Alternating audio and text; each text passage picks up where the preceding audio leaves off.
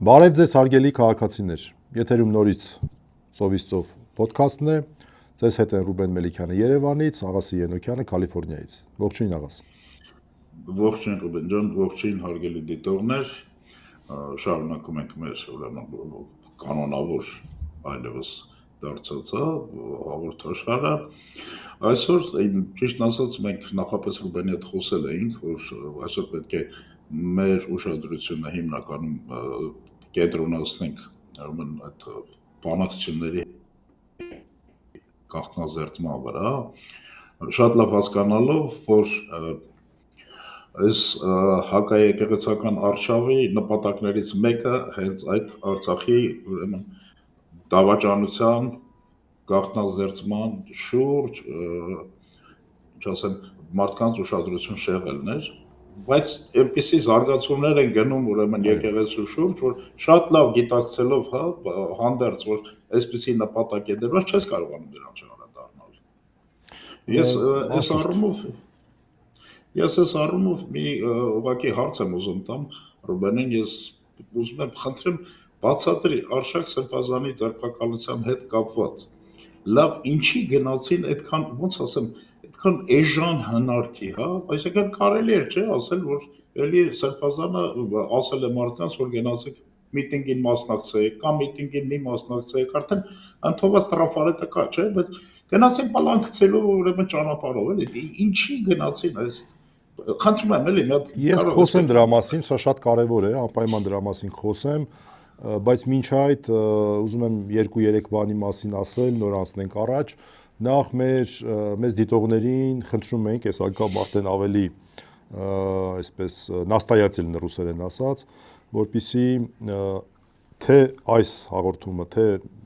առհասարակ անտիֆեյքի մյուս պրոդուկտները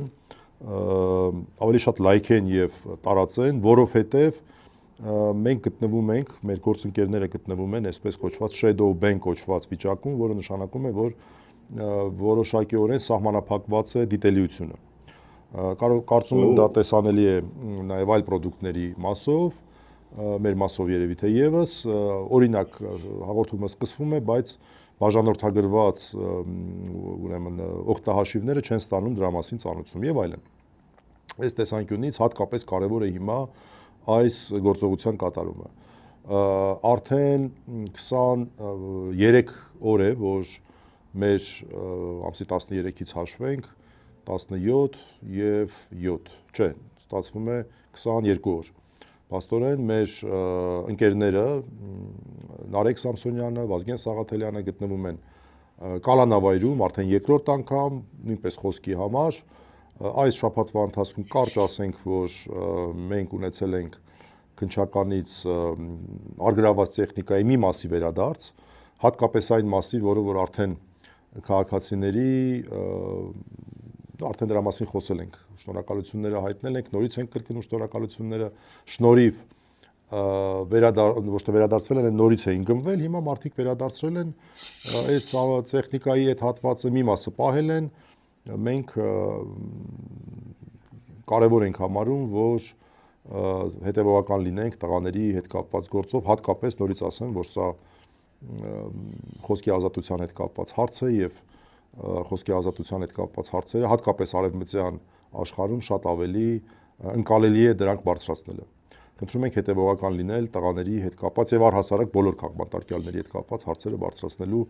գործում։ Հիմա վերադառնալով այս պահի դրությամբ, այսօր շաբաթ է, մենք ձայնագրում ենք, չգիտենք մինչև կիրակի ինչ կլինի, բայց այս պահի դրությամբ նոր քաղաքապետարի մասին է խոսքը, Արշակ Սրբազանի, քո հարցը շատ տեղին էր, թե ինչու այս քայլին դիմեցին։ Նախ նշեմ, որ ես ընկերոջս առաջարկությամբ Արշակ Սրբազանի հայտարարության հիման վրա, երևի այստեղ տեղին կլինի ասել օրհնությամբ, որտեղ հոգևորականի վերաբերող գործ է, ստանձնել եմ Արսեն Բաբայանի հետ Արշակ Սրբազանի պաշտպանությունը եւ ես եւ 5 իրավապաշտպաններից մեր մյուս ընկերը, մեր մյուս գործընկերը Սերգեյ Հարությունյանը երեքով ենք պաշտպանությունը իրականացնում, իհարկե հիմնական գործառույթը Արսենի վրա է, բայց կարող եմ ասել, որ գործենյութերին ծանոթանալը շատ բան ինձ չտվեց լրացուցիչ, այն ինչի մասին ես խոսելու եմ, դա հրապարակային տեղեկություններն են, այսինքն ես տիրապետում եմ նաև որոշակի այսպես կոչված նախաքննական գաղտնիքի հետ կապված հարցերի, բայց դրա կարիքը պարզապես չկա։ Տեսեք, նախ ինչու հիմա Արշակ Սրբազանի այս կալանավորումը։ Արշակ Սրբազանի նկատմամբ բառից բուն իմաստով տրավլյա էր իրականացվում։ Բառից բուն իմաստով տրավլյա էր իրականացնում։ Արշակ Սրբազանի նկատմամբ կեղծ տեսանյութ պատրաստվեց, դա տարածվեց եւ միանգամից քրեական վարույթ հարուցեցին ոչ թե այն մասին, թե ով է այդ կեղծ տեսանյութը պատրաստել եւ տարածել, այլ նրա հետ կապված թե իբրև թե դա իրականություն է եւ ով է Արշակ Սրբազանի անձնական կյանքի գաղտնիության նկատմամբ միջամտություն իրականացրել։ Այդ գործով Արշակ Սրբազանը վկայի կամ տուժողի կարգավիճակ ունի, տուժողի որոշում կայացրել են, թե չէ չգիտեմ, թե նա հայտարարեց, որ ես ինձ տուժող չեմ ճանաչում, որտեղ միջամտություն չի եղել, այլ կեղծիք է տեղի ունեցել։ Այս վարույթի նյութերը ստացան 10 տիրադավ սրբազանները դա օգտագործեցին վեհապարի արչև ինչ-որ հարցեր դնելու համար, վեհապարի դեմ դուրս գալու համար, ծրագրված գործողություններ։ Բայց երկու բան, առաջինը հանրային դաշտում սա չկերվեց, սա չուտվեց, այսպես ասած, մարդիկ հատկապես չեզոք մարդկանց բավական մեծ մասը լավ հասկացավ, որ սա ուղղակի Արշակ Սրբազանի նկատմամբ տրավլյայի դրսևորում է, տրավլյայի, եւ անհրաժեշտություն առաջացավ նոր միջոցներ ձեռնարկել Արշակ Սրբազանի նկատմամբ։ Ինչու հիմա, որովհետեւ այս պայդրությամբ դեռևս այլ հայտարարություն չկա, գումարվելու է, չի գումարվելու չգիտենք, բայց նախատեսված է դեկտեմբերի 10-ից 12-ը եպիսկոպոսատ ժողով։ Այո, մեր հայ առաքելական եկեղեցու բոլոր եպիսկոպոսները իրականում սխալ եմ ասում, ոչ թե հայ առաքելական եկեղեցու բոլոր եպիսկոպոսները, այլ Մայրաթորի բոլոր եպիսկոպոսները, որովհետև մենք ունենք նաև 3 այլ նվիրապետական, չէ, աթոռներ, նրանք հավաքվելու էին, նախատեսված էր, որ հավաքվելու էին Մայր աթոռում 55-ն են կարծեմ, եւ քննարկելու են կարևորագույն հարցեր, այդ թվում նաև որքան հասկացա ազգային եկեղեցական ժողով գումարելու հետ կապված հարցերը։ Եվ պարզ է, որ իշխանությունները պետք է ամեն կերպ միջամտեն, դա բացահայտ են անում։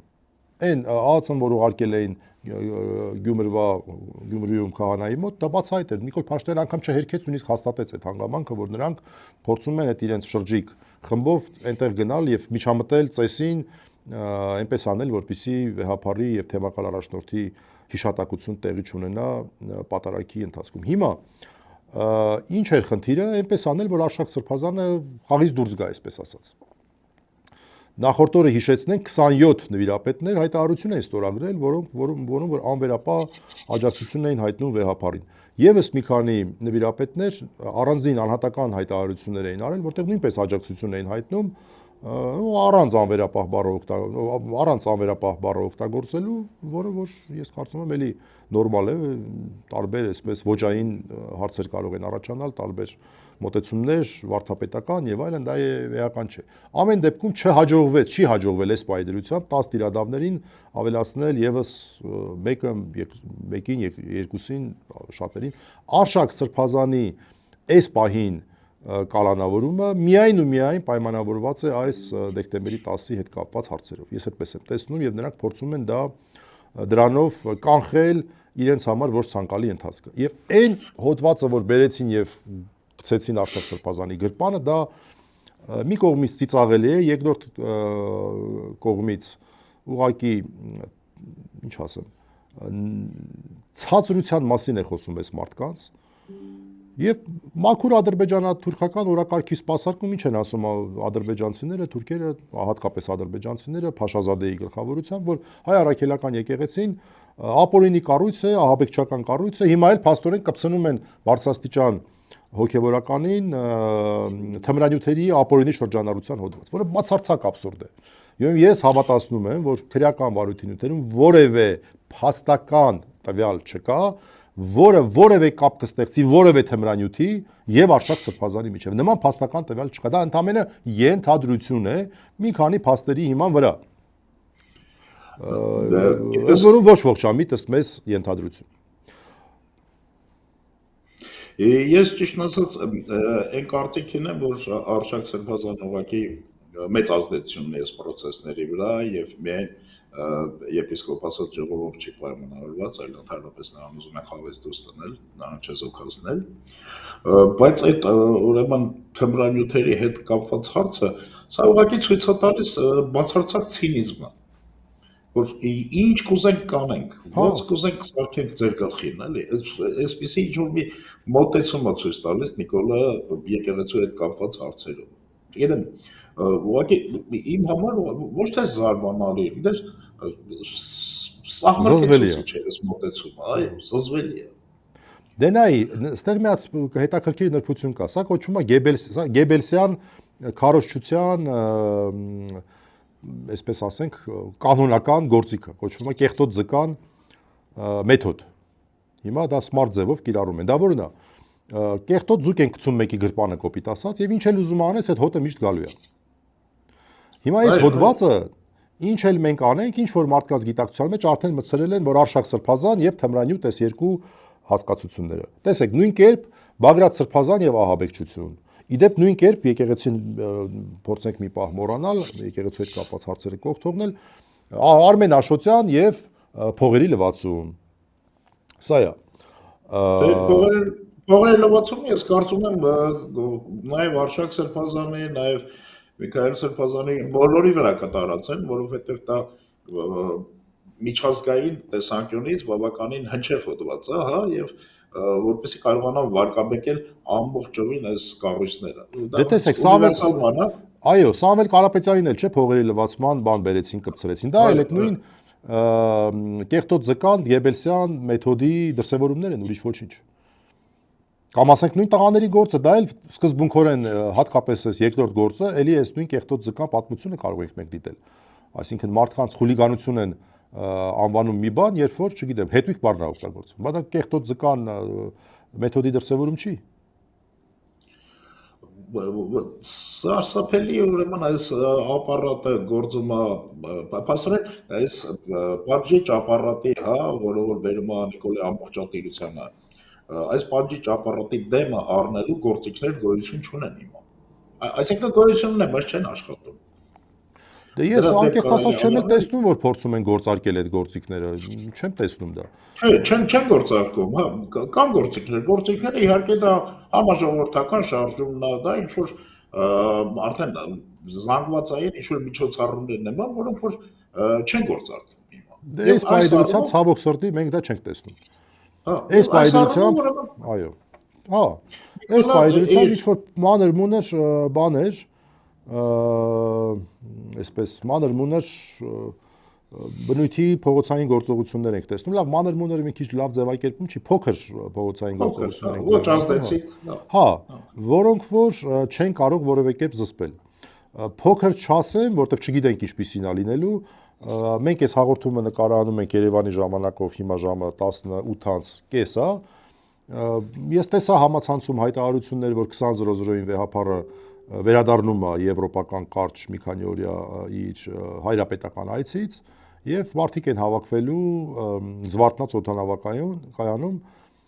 տեսնենք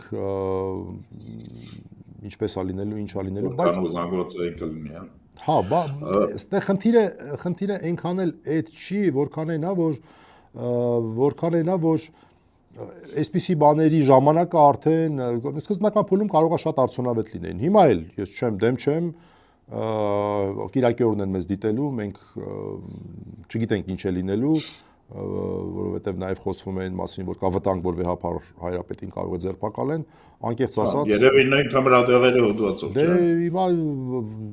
կարող են քրեական օրենսգիրքը բացել ցանկացած էջի վրա եւ որոշեն այդ հոդվածը կիրառեն, որտեղ ոչ մի սահմանափակող բան չկա։ Քրեական իրավունքը դա իր կանոնները ունեցող գիտություն է։ Քրեական իրավունքը գիտություն է։ Այդ գիտության կանոնները զրոյացվել են։ Պարզես կարող ենք ասել։ Հարյուրավոր օրինակներ կարող ենք բերել, էլի, բայց սա արդեն ոչ միայն զրոյացվել են, այլև դրանք համակցվել են այս Գեբելսյան կեղտոտ ձկան պատմությանը, բանին, մեթոդին։ Մի խոսքով, այստեղ քրեական իրավունքը դրված է մի կողմ եւ խոսքը գնում է Նիկոլի իրավունքի մասին։ Այս Նիկոլի իրավունքը հիմա անսահմանափակ է։ Ուրեմն ում կուզեմ կփակեմ, ում կուզեմ կնստացնեմ, չգիտեմ, ում կուզեմ կլարեցնեմ, փաստորեն այս սկզբունքով նա գնում է առաջ։ Որպեսզի մենք այնպեսի տպավորություն չլինի, որ մենք ինչ-որ բան ենք անում, տենց վատատեսություն ենք տարածում, ես նաև մի երկու դրական բան ասեմ, լավ մեկը գոնե ասեմ, այսօր քեֆս բերեց, նախ քեֆս բերում է այն մեկը մյուսին հաջորդող հայտարարությունները տարբեր թեմերից, քահանաների կողմից հավատարմության ձևակերպումներով, բայց հատկապես Շիրակի թեմի հայտարարությունը շատ կարևոր էր եւ շատ ուղիղ այնտեղ նշված է, որ մենք ունենք թեմական տարածք ու դուք օտար մարդ այստեղ չեք կարող բերեք քահանա, սա մեր եկեղեցու մի պահ, այսպես եկեղեցու կարգերը մի կողմ թողնենք,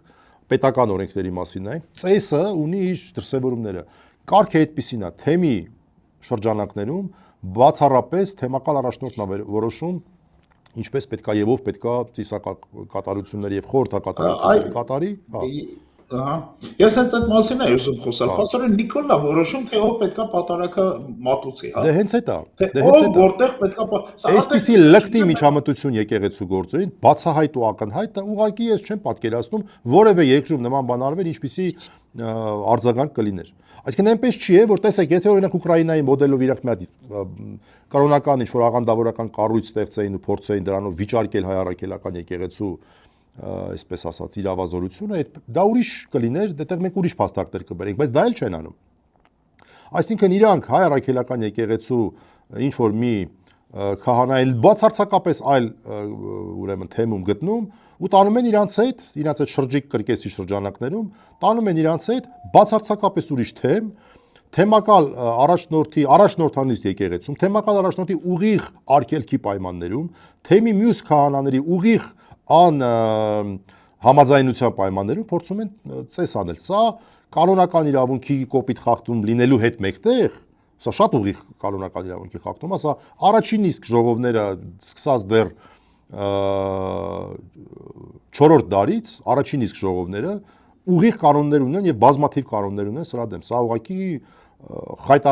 խայտարակագույն խախտում է, դրա համար ոչ միայն կարգալույծությունը հասնում, այլև բանադրանքը հասնում են նրանց, ովքեր որ դրանք մասնակցում են, կոնկրետ են քահանայի մասին է խոսքը։ Եվ երեք սրբազանների հայտարարությունը դրա մասին էր, բայց նաև պետական օրենքի խախտում է։ Դու ուղիղ միջամտում ես ծեսին, այդտեղ ըստ հերթականության մարդ կար, որ պետքա պատարակ մատուցեր։ Դու գալիս ես իրան հանում ես, գցում ես մի կողմ, քո քահանային ես բերում, իդեպ ոնց հասկացա այդ նույն քահանան, ոնց որ նոր մարդ դեռ չեն կարողացել ներգրավել, Տեր Արարատ անունով, որը նախորդ կիրակի նաև ծիսակատարություն արել Սուրբ Սարգիս առաջնորդանիստ եկեղեցում, Տիրադավ սրբազաններից մեկի ներկայությամբ, մասնավորապես Նավասարդ Կճոյանի։ Եվ հիշում եք այդ մեկ այլ Տեր Արարատին էին վերագրում, որը հայտարարություն արեց, ասեց ես չեմ, եւ եթե այս ինչն է, եւ եթե նա մասնակցի, ես այլ բան չունեմ ասելու, քան այն որ մեզ տարբերելու համար ինձ շարունակեք Տեր Արարատ դիմել, իսկ իրան արդեն Տեր Արաբաթ։ Հիմա այդ Տեր Արաբաթին են ոնց որ շրջիկ կրկեսի շրջանակներում տանում իրանց հետ 7 վերք։ Դե հիմա նայ, փաստորեն ինչա դուրս գալիս։ Դուրս է գալիս, որ Նիկոլը իր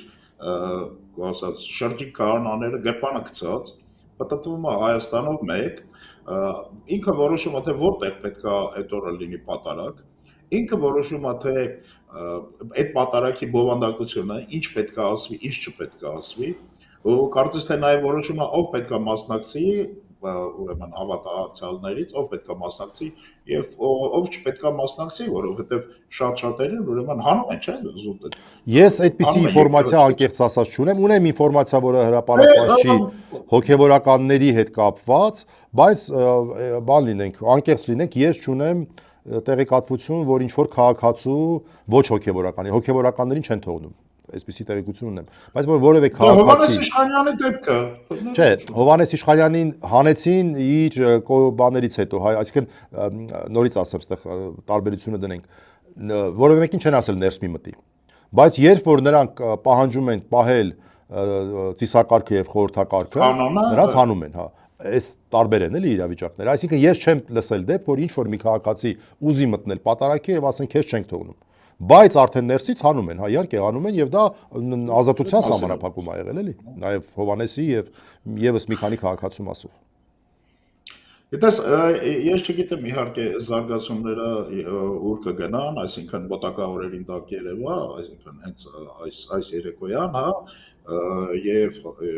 3-4 օրից եպիսկոպոսած ժողովն այդ ժամանակ։ Եթե իհարկե կայանա, էլի, դա էլ ասենք, որովհետեւ մի քիչ դժվար են պատկերացնում 4 ուրեմն բարձրաստիճան նվիրապետներ գտնվում են անազատության մեջ, դա ինչքանով լեգիտիմ կլինի, էլի։ Այդ ժողովը, չէ՞, փաստորեն ժողովի լեգիտիմությունը են գցում, հա։ Իհարկե, այսինքն ինչքանով է ճիշտ էլի, նաև այդ 4-ի տեսանկյունից, ոնց են կարող է ինչ-որ մեխանիզմ գտնեն իրենց դիրքորոշումներն էլ հաշվի առնելու, բայց դա ոնց արվելու ես լավ չեմ պատկերացնում։ Գիտես ինչ, նաև սա հաշվի առնելով, հա, մենք կարող ենք տեսնել, որ ուրեմն եկեղեցու հանդեպ Նիկոլի արշավը չի գնալու ընդհանրապես կանոններով, եկեղեցական կանոններով, այսինքն եթե նույնիսկ ուրեմն խոսքը գնում է կաթողիկոսին հանելու այս process-ի մասին, դա լինելու է էլի ուժային մեթոդներով, դա չի լինելու ուրեմն եկեղեցական ժողովներով եւ այլն։ Եթե այս process-ը այս ուղղությամբ շարունակվի։ Բայց մենք չգիտենք, չէ, ինքը իր տիրադավներին ինչ հանձնարարություն ա տվել։ Ուսե դրանց հանձնարարելա նոր տիրադավներ բերել իր այսպես բան չի բացառում։ Հիմա կարող այս պահին դեռ փորձում են այդպես անել։ Ախր հիշենք իր այսպես ժամանակագրությունը, ինքը սկզբից վստահ էր, որ ինքը այնքան կողմնակիցներ ունի, որ մի հատ հավաք հայտարարի մտնելու է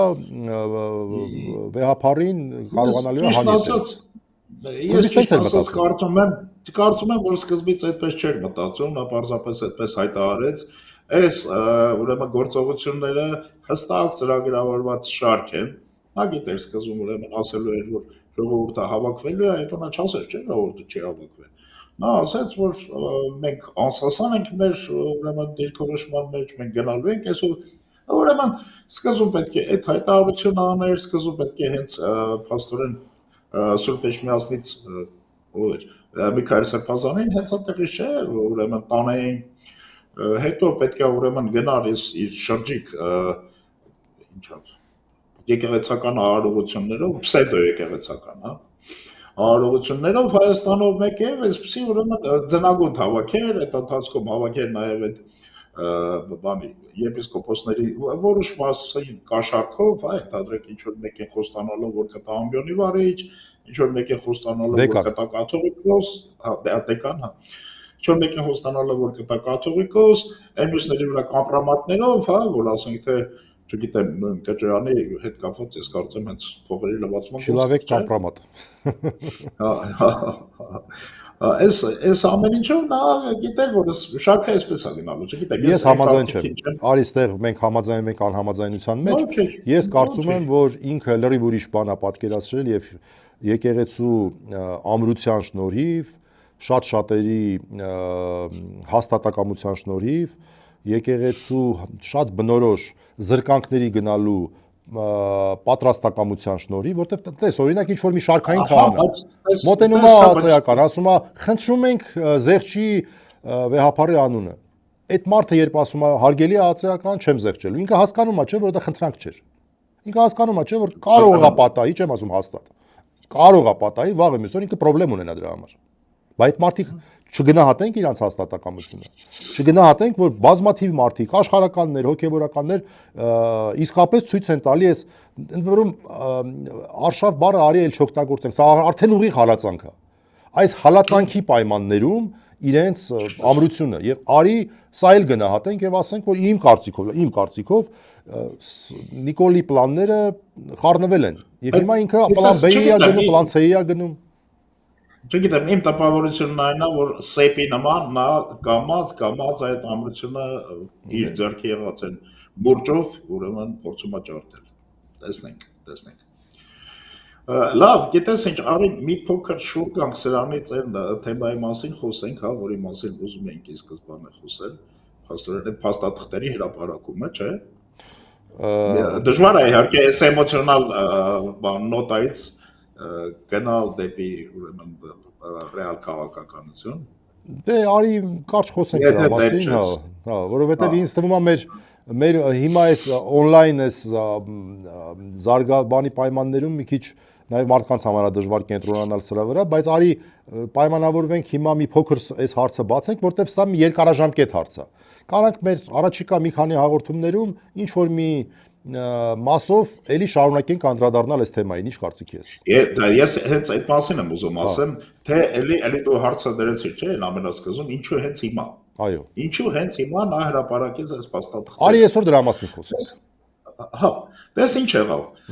Փաստորեն հրապարակեց այդ փաստաթղթերը, որում անհեթեթություն, հա, ուրեմն մեջը մի հատ նամակ են դրել, մեջը դրել են ինչ որ բանի Նիկոլի թերթից ինչ որ հոդված, հասկանում ես, եւ կողքը ուրեմն ԵԱՀԿ փաստաթղթերը չի դրվել հիմնական կարևոր փաստաթղթեր, ինչպես օրինակ այդ քիվեստում ներկայացված առաջարկը, ինչպես որ ամենակարևորն է, լավ տվել են Նիկոլին առաջարկ 19 թվականին, ի՞նչ է պատասխանել։ Այո։ Ինչու եղավ պատերազմ, ի՞նչ է պատասխանել, որի պատճառով եղավ պատերազմ, չէ, հիմնական հարցն է։ Ինչպես նա քանդեց բանակցային ողջ process-ը։ Լևոն Զուրաբյանն օրինակ դրա մասին անընդհատ խոսում, երրորդ նախագահն դրա մասին անընդհատ խոսում, որ տուր քո պատասխանը։ Տես եւ հետո ինչ արեցին իրանք, ուրեմն փաստորեն փաստաթղթերը հրապարակեցին, հետո ուրեմն ինչ որ անհեթեթություններով փորձեցին այս ամեն ինչը ծածկել, ուրեմն այնտեղ որտեղ որ խոսում է Ղարաբաղի ժողովրդի ինքնորոշման իրավունքի մասին, ասում են այդ տես, այստեղ ցույց են տալիս, որ Ղարաբաղը պետք է տան Ադրբեջանին։ Հասկանու՞մ ես, լրիվ հակառակ բաներ են ասում, շատ ինտենսիվ 1-2 օր խոսացին ու լռեցին։ Ու իրենք համարեցին, թե պատասխանը այլևս տրված է, եւ հիմա ուրեմն կարող են այս եկեղեցական այս հալածանքներով այդ հարցը արդեն ուղարկել արխիվ, հա, ոնց որ ուղարկեցին արխիվ տարբեր կարևոր փաստաթղթեր։ Ես սա համարում եմ 44 օրյայի զեկույցը հետ հիշենք, որ ուղարկեցին։ 44 օրյայի զեկույցը նկատի ունեմ, հա։ Ես համարում եմ սա շատ կարևոր էլի այս թայմինգը, թե ինչ ես դրա համար եմ ասում, գիտես, ես ունեմ այն տպավորությունը, որ այս եկեղեցական հալածանքները, արի բառը օգտագործեմ, ճիշտ ես ասում։ Այս եկեղեցական հալածանքները լրիվ սինխրոնիզացված են այս փաստաթղթի հրապարակման հետ։ Ես էլ եմ այդպես կարծում։ Նախապես ուրեմն ժամանակացույցը կառուցված էր։ Սա մի կարևոր հարց է։ Հետո մյուս կարևոր հարցը այն է, թե այս փաստաթղթերը հրապարակեցին հենց այն օրը, երբ որ հայտարարվեց, որ ԵԱՀԿ Մինսկի խումբը ցրվում է։ Այո։ Այսինքն պաշտոնապես ցրվեց այդ խումբը։ Այո։ Հիմա ինչ ա եղել։ Նիկոլը քանիցս ասել է, որ ենթադրենք այս փաստաթուղթը գոյություն չունի, նույն 19 թվականի փաստաթուղթը։ Այն դեպքում որ Լավրովը, չգիտեմ, մյուս համանախագահ երկրները ասել են, ախպեր ջան, տվել եք մեկ այդ փաստաթուղթը։ Այսինքն Նիկոլ ականհայտ շուտ էր խոսում, չէ՞։ Այո։ Բայց միաժամանակ ասել Լավրովին ասում էր դու ես ստախոսը։ Փաստաթուղթը չես տվել, ասում ես հիմա երբ որ արդեն Մինսկի խումբը չկա, այս մարդկանց ձեռքերը բացվելու են։ Այս մարդիկ ասելու են, հեսա փաստաթուղթը ուշ չկա։ Եվ դրա համար ինքը այսինքն հրապարակվելու է այն կողմից, այսպես ասած։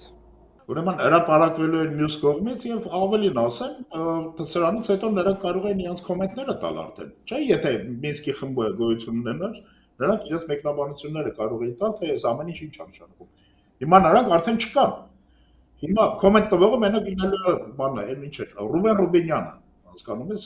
Նիկոլի նորահայտ բանը, ֆեյքերի պոակը։ Այսինքն սրանով նաև նրանց գիտես շատ հստակ համաձայնեցված, շատ հստակ աշխատած բաներ։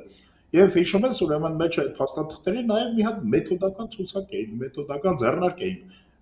հրապարակել, որով որ պետք է ուրեմն նիկոլիստներին ասում էին, թե ինչ հարցերին ինչպես պետք է պատասխանել, ինչպես պետք է մեկնաբանել այս բոլոր խնդիրները։ Ուզում եմ ասեմ, գիտես, այս ամեն ինչը հստակ այս Հայաստանում ոչ մի բան չի լինում, մեկը մյուսից անկախ, հստակ կառուցված, հստակ համաձայնեցված process-եր,